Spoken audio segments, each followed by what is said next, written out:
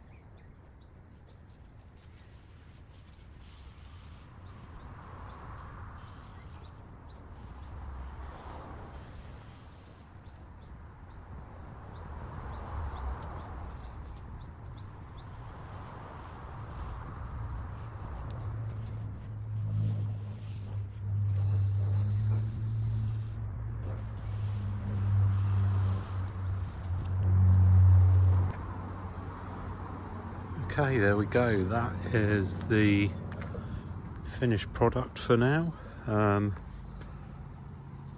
Obviously once all these fill out, it's going to look quite nice, I think.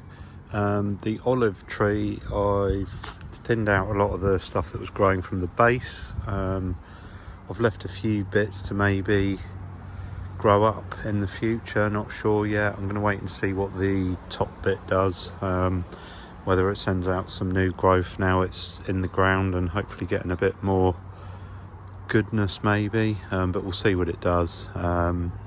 Anyway, but the rest of it is all planted up now. There is some room still in here. Probably going to get maybe some more of the Russian sage because that's quite nice. And actually I think there's at least one of them that died. They're about the only thing other than the agapanthus that were originally planted in here. So yeah, anyway, we'll see how it does. At the moment it looks very green, but hopefully later on in the year it will start to look a bit more colourful once things start to flower. So yeah, we'll see how it does. Yeah, hopefully the olive tree will respond well. Oh, there's the Spitfire flying over.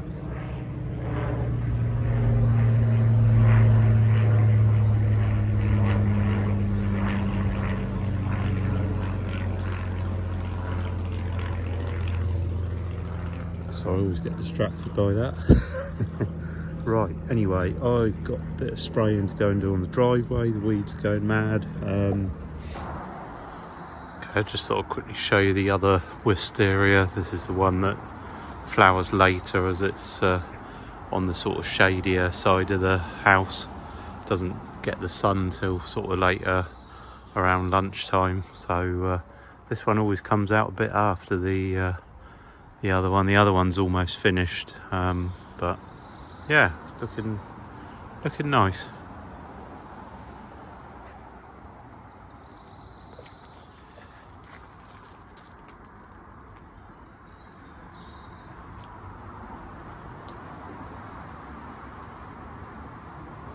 Right, so I think I'm going to leave this here. Obviously we'll revisit later on and see how everything's doing. Once it all starts to flower, obviously I'll come here regular, do videos here quite a lot, so we will see how it's looking when everything starts to flower. Yeah, I'm going to leave this here, so thanks everyone for watching, and I will catch you on the next one. Hope you all have a good weekend. Thanks for watching.